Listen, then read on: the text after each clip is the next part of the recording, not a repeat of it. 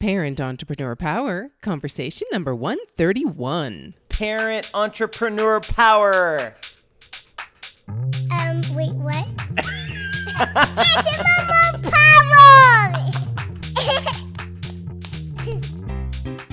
This is the podcast for parents juggling the tough choices required for success in business while putting family first. Hi, I'm Mary Catherine Johnson, and I share the ups and downs and dirty truths of profits and potty training while chatting with successful parent entrepreneurs from all walks of life. Are you powered up?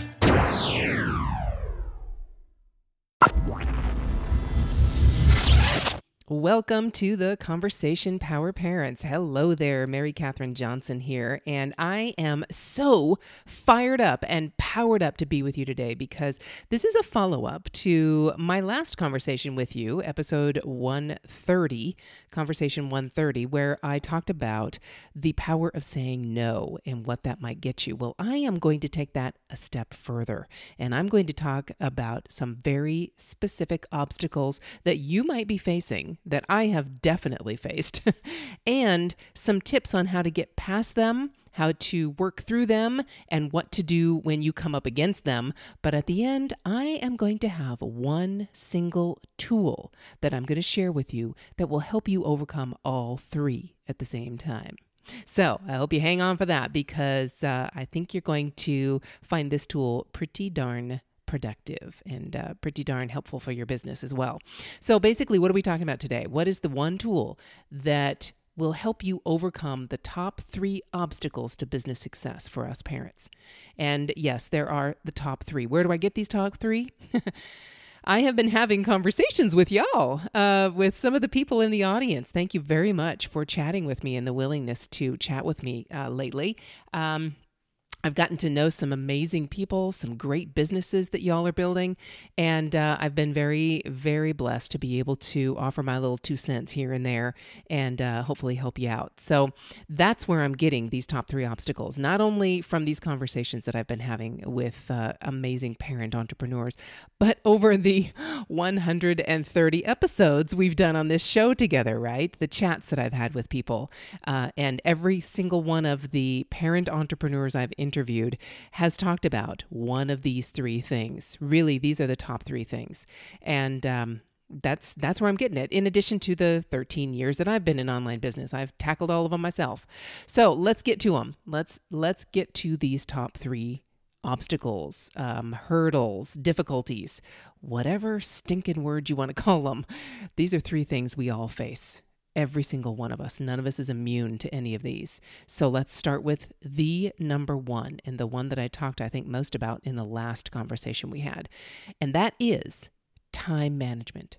Really. And please, all right, don't just flip off the recorder and say, all right, fine, I've heard this 50 million times. Yes, you talked about it before, so blah, blah, blah. What are you talking about, Mary? No. Okay, I'm going to talk about something else specific. All right. So if you want to listen to the previous episode, you can go back there and listen to it. ParentEntrepreneurSuccess.com/PEP130.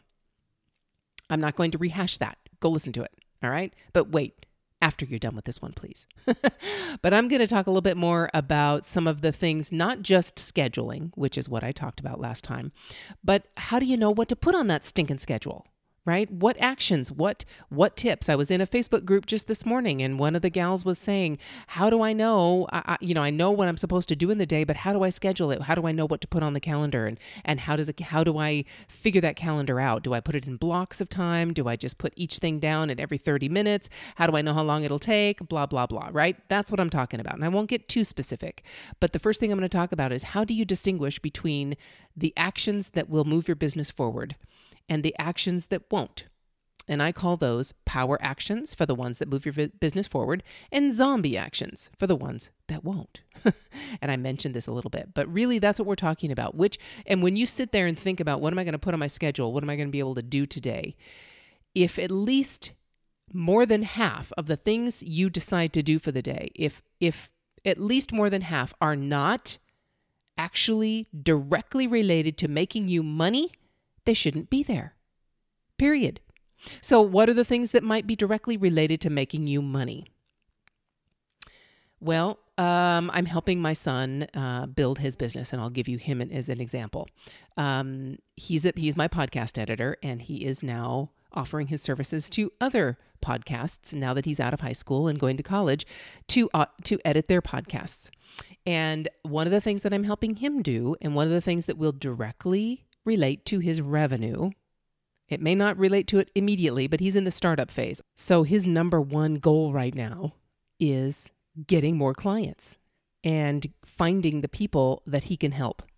So what is related to revenue for him? Well, finding clients, doing research, looking at the new and noteworthy, looking at different podcast groups that are on Facebook, doing searches for podcasters on Twitter, and searching through that plethora of information, huge numbers. Obviously, it's nowhere near the number of blogs, thank goodness.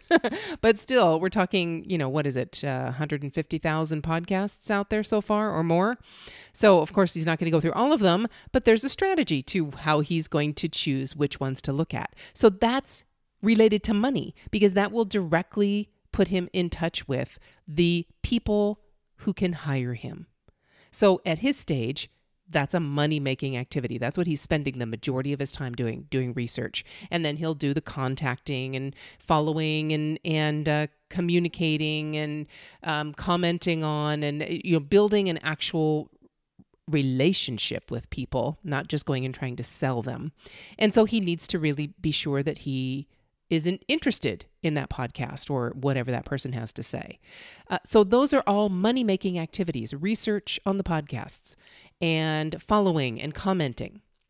So look at your business. If you are not spending at minimum of half your time on money-making activities. So what might that look like for you? If you're a coach or consultant, then one of the money-making activities could be looking for referrals, talking to your customers or sending out a newsletter that also has on it, is there anyone else in your network that might need my services?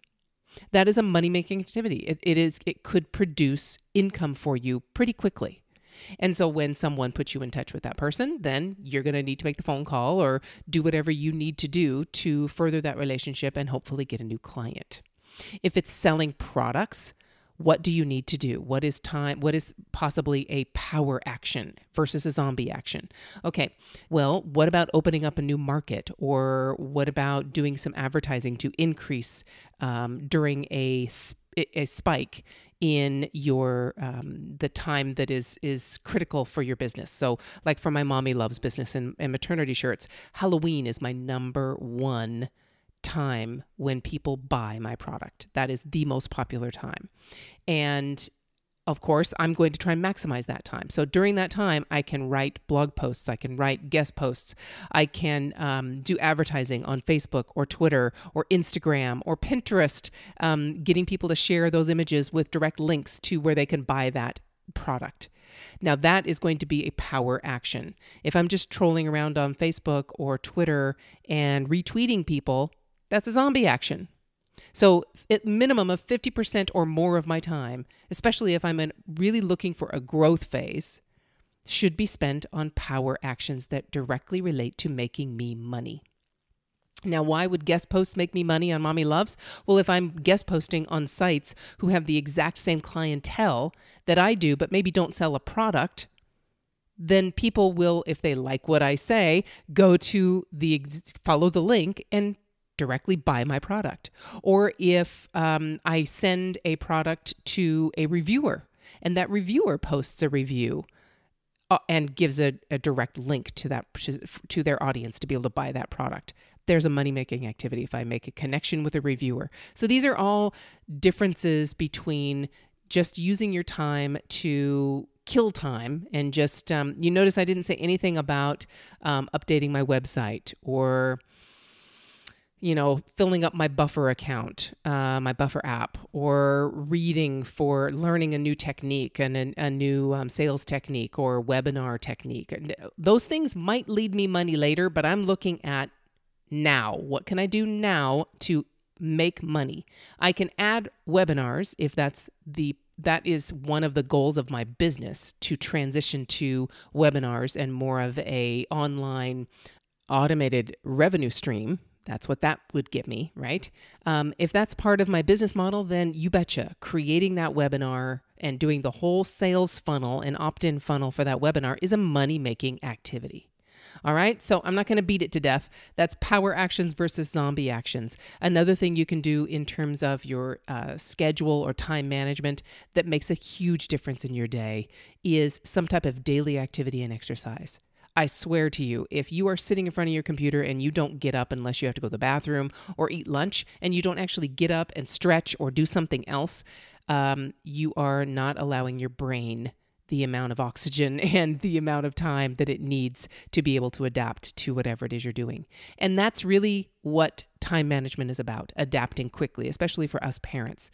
So one of the things that I do if I have kids at home and I'm going to be interrupted or anything like that, we have to adapt our brains quickly. We have to adapt our focus quickly. And one of the things I do for that, this is definitely part of time management, folks, let me tell you, this is the number one tool I used in building my businesses when I had younger kids. And when I was interrupted or I had to leave my work and whatever I was doing, I had to visualize myself shutting a door to whatever I was working on, to those distracting thoughts. Otherwise, I bring them in with me to whatever I'm going to do with my kids. Same with my kids. If I'm dealing with some issues with my kids, or they're going through some difficulties or some stresses, or, we're stresses at home for whatever reason, and I'm going to sit down to work, I have to visualize shutting the door to those distracting thoughts. Another thing that helps with time management, I swear to you, if you do this, it has helped me tremendously, is meditate. Just meditate. Every day, if you possibly can. And you've probably heard me before, the app Headspace. And that is the best for anyone who has never meditated before. Okay, so that's my time management tips. Now, I'm going to give you each of these 3 hurdles individually, and these are the tools and tips that I have if you only have this one hurdle you're working on right now. And then at the end, I'm going to share with you my one tool that handles all 3 at the same time. Okay, so bear with me. I hope this is helpful to you, and I really do appreciate you giving me feedback and chatting with me if you'd like to. You can go to the website, and there is actually a bar, a little tool on the side of the website that says leave me a voice message. And if you just click that, you can actually leave me a voice message and ask a question, and I'll get back to you, or I might even answer your question here on the podcast. I would love to do that for you if you'd like. All right, so there was the first hurdle. Time management. Common to everyone, believe me. Number 2, this is also common to everyone, all the way up to the multi-millionaires that I have interviewed on this show. Vern Harnish, Pat Flynn, Corbett Miller, John Lee Dumas. Every single one of these people has dealt with this hurdle number 2, and that is fear. Fear, yes, you know it. We've talked about it. It's cliche almost now. But I have to tell you, you have to find a way through this. And each time, just like I'm telling my son, he says, wow, when I can get 2 clients, that means I can get 10. If I can get 2, I can easily get 10. Well, maybe not easily, but you know what I mean. It means he has grown in his expectations of himself. All right, so first off, if you're experiencing any kind of fear, and this is the tool and the way to get through just this one obstacle, you have to figure out where it's coming from. What's causing it? Is it fear of failure? Is it fear of success? Is it fear of being found out as an imposter? Is it fear of the unknown? I mean, you know all these fears. There is a very quick, simple tool that you can download and use anytime you want when you're facing any of this kind of fear-based obstacle.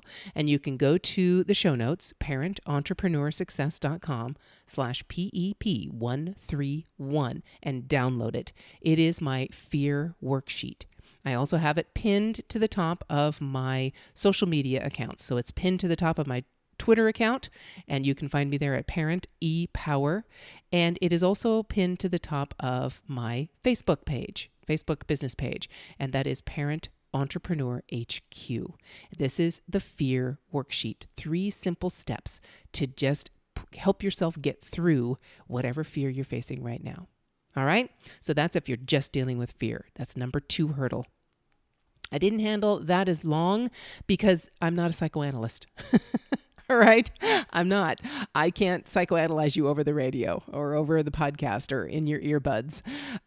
So these are some basic ways to get past that and grow in whatever it is you're facing. Okay, let's look at number 3. And this one is a doozy because many online entrepreneurs find difficulty with this one.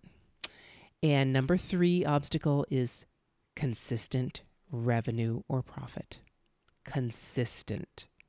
Now, when you are working a job, right, it's easy to have consistent revenue because you get a paycheck every whatever. 2 weeks, 1 week, month, whatever. You get a consistent paycheck. No matter how many hours you work, most of us, I mean, some people are actually paid hourly, so if you work less, you get less, but it's still a consistent paycheck as long as you show up.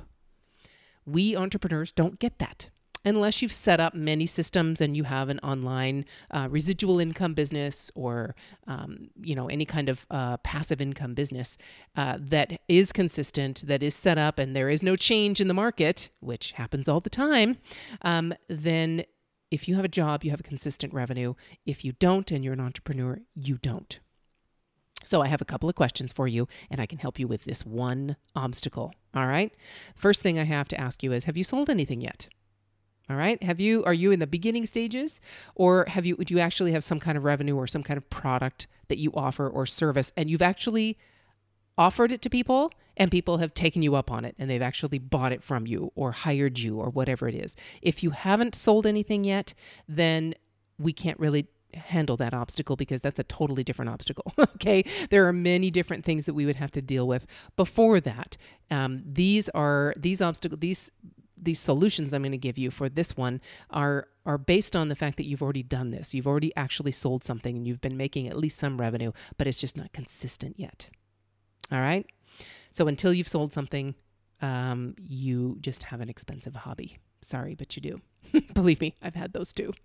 All right. So if yes, I have another question for you. The next question: how many calls or opt-ins or visitors to your website did it take to get one sale? Now you should know these numbers, right? Or at least be able to find them. If you don't know them in your head right now, I don't expect you to have memorized them, but you need to know where to get them. All right. So in order to be able to be consistent, you have to know where those numbers are, and you have to be able to make a goal each week or month to get whatever it is you're looking for in terms of consistent revenue. So let's break it down into specifics. All right. A couple of things. The first thing is get the Sumo Me heat map on your website. All right. If you're an online business, if you're a brick and mortar business, we can talk something specific about that too. You can actually go online to increase your revenue at your actual store with some of these techniques as well.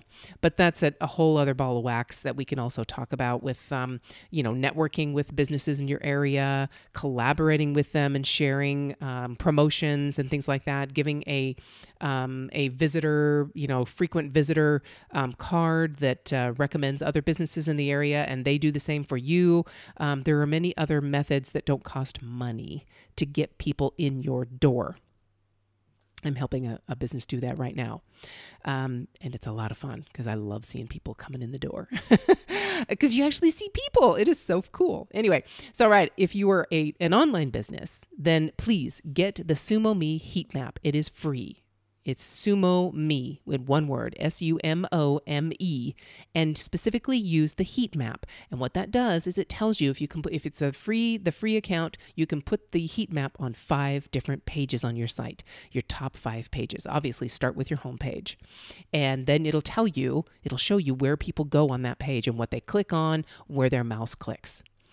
Invaluable information. All right. Also, if you're using lead pages, you can use the lead pages stats to find out how many people are landing on that page and what they're doing. Or you can just use your website stats or Google Analytics. But you need those numbers. Okay. So that's where you're getting those numbers of how many people are being presented your offer or landing on your page and what they're doing there. So you need to then track how many hits it takes to get either an opt-in to your free offer, to get into your email list, or an opt-in to your sale. So how do you have that set up? track how many hits it takes, how many people seeing that opt-in box or that sales page, how many does it take before one person actually buys? All right. So let's break down the numbers. If you need, let's just make numbers here. Let's say you need $3,000 a month. That's the consistent revenue you want. If you're more than that, yahoo. If you're less than that, oh yikes. All right. You need 3,000. That's your consistent number. And each of your sales, let's just make it easy, is $100 per sale. Well, then you need 30 sales a month, right? $3,000 a month, and each sale is $100.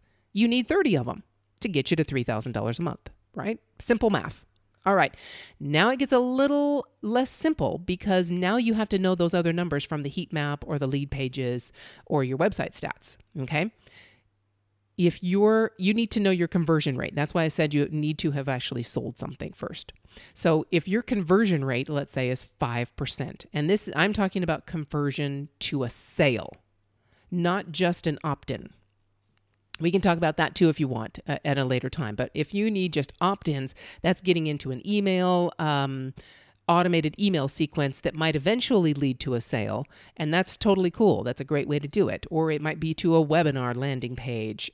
You start with an email that gets you to a webinar after they've seen so many of your automated email newsletters, and then they opt into a webinar. I don't know what all those things are, but we're just going to talk about the conversion rate to a sale.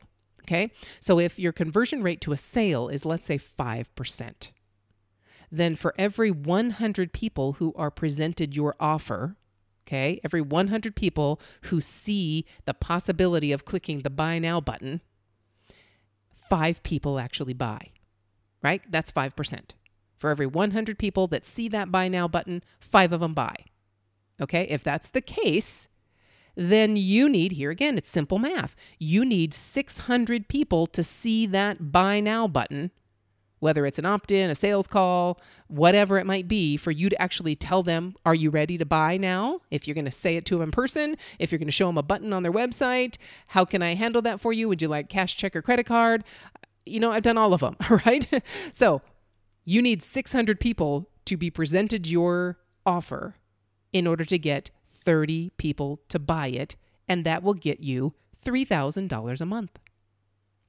600 people to see your buy button a month gets you $3,000 a month if each of them spends $100. All right, that's pretty basic stuff. So that's where we can start to get your goals. That's where we can start figuring out the goals for this third and sometimes most difficult, as you can tell because I'm getting very detailed in this, obstacle for us entrepreneurs. Okay? So be specific. Find out what your sales rate is compared to the number of people who have been presented your offer.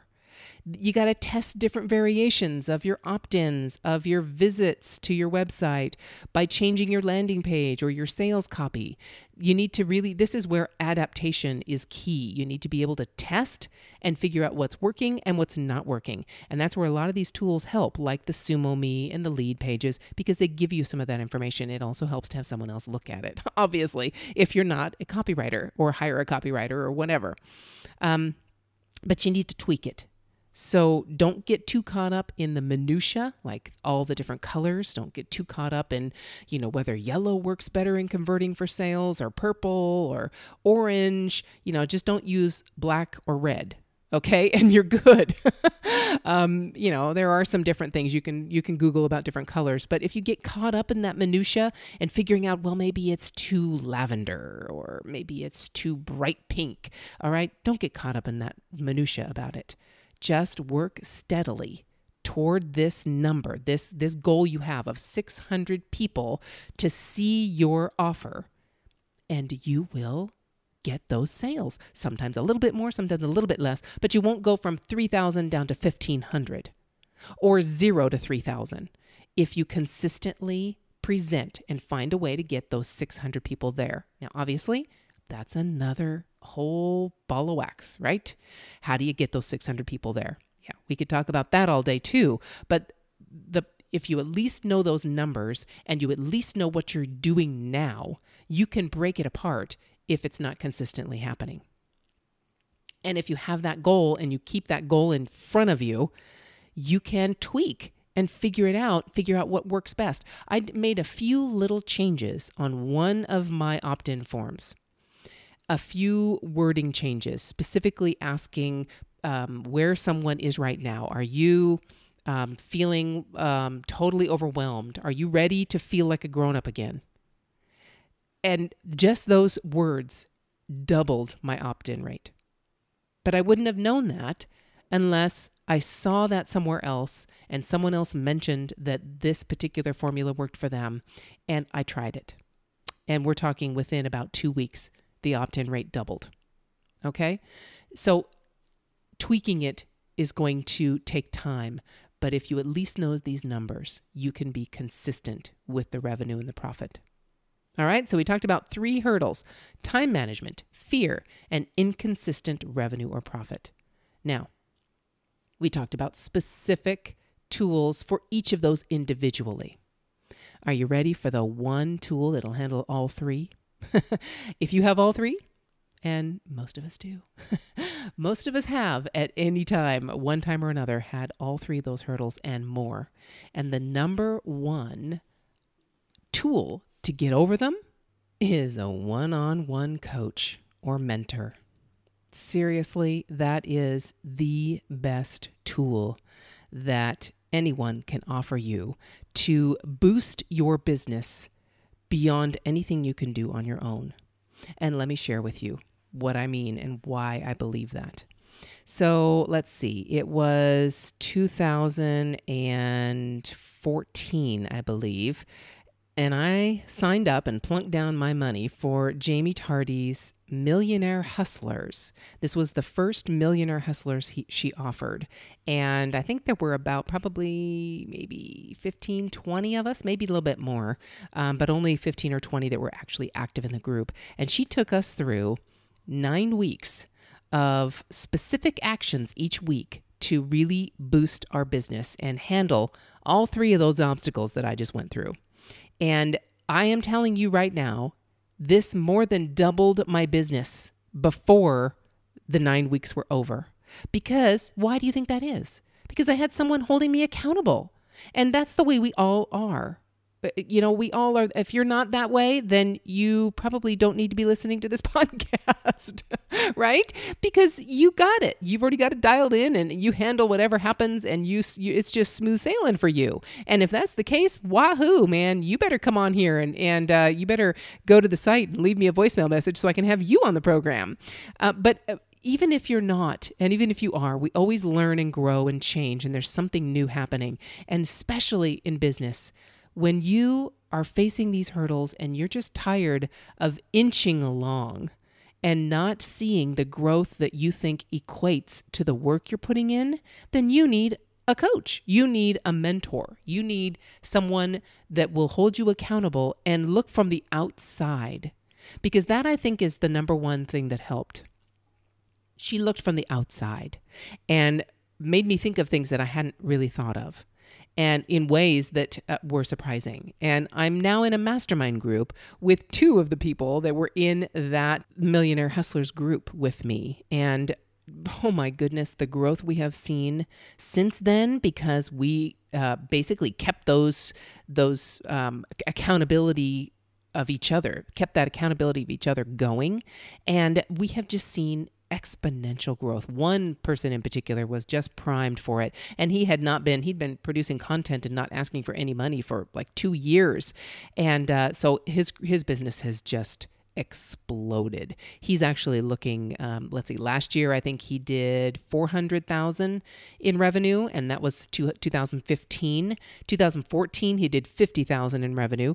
2015, 400,000 in revenue. This year, he's slated to over 2 million.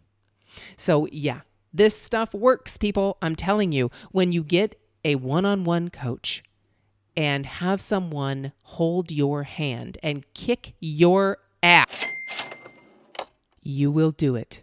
You will do what you need to do to create success in your business and find balance, or, the B word, find peace in your life.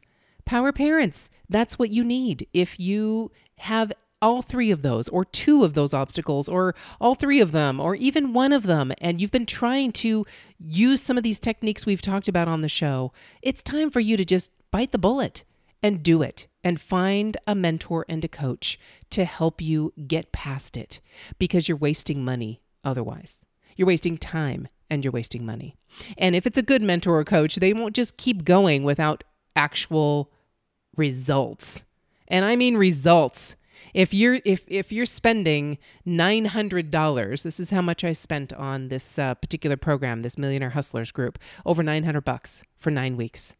If you're spending $900 and you're not getting any results, then you shouldn't be spending the $900. You should stop at $200, okay? Or maybe $300. You need to give it a little bit of time. But you definitely should not be spending $900 on a coach and nothing's changing and you're not making any more money, period. That just should not happen. If it does, shame on the coach, period. So there you go, people. Power parents, hire a mentor, hire a coach to help you through it. And not just so that you hear these things all the time. We hear on all kinds of podcasts, all these amazing tips and tools. Pat Flynn, Smart Passive Income. I swear to God, every time I listen to that thing, I am writing copious notes. And how many of those notes do I actually go back and implement? Well, I implement quite a few of them. And that's why my business grows so well. But if you just take the notes and go on to the next thing, if that's what you're doing right now, you are prime. You are exactly the person who needs a coach. Stop taking notes, stop taking in information, and start doing consistently, and you will get consistent results, period. Otherwise, if you don't, you're doing the wrong things, okay? You're doing the wrong things consistently, you won't get results. You do the right things consistently, you will get results. It just is a matter of physics, right? It's just a matter of exactly how the world works. You keep walking in a particular direction, you're going to get somewhere, right? If you're walking in the wrong direction, you're going to get to the wrong location. But if you're walking, you're going to get somewhere, period. That's what we're talking about. All right, power parents, I am done. I have given you those 3 obstacles: the time management, the fear, and the inconsistent revenue or profit, and ways to deal with them. And I so hope they have brought you value, because that's really what this is all about. You know where to find all the information. We have links to the different things. You can specifically download the fear worksheet, all at parententrepreneurssuccess.com/PEP131. And if you want to leave me a voicemail, I'd love to hear your beautiful voice. Just go to parentepower.com and click on the Leave Me a Voicemail vertical bar. I think it's a purple bar over on the far right side of the page. And leave me a voicemail. Let me know what you think. I would love to chat with you. I have been having a blast chatting with some amazing people, and I hope to add you to that list. All right. Hope you have a fantastic day, and I so hope you enjoy the journey. To get powered up for your day, just go to parententrepreneur.power.com and listen to any one of the over 100 episodes we've had so far with amazing entrepreneurs just like you. It might just help you feel like a grown-up again.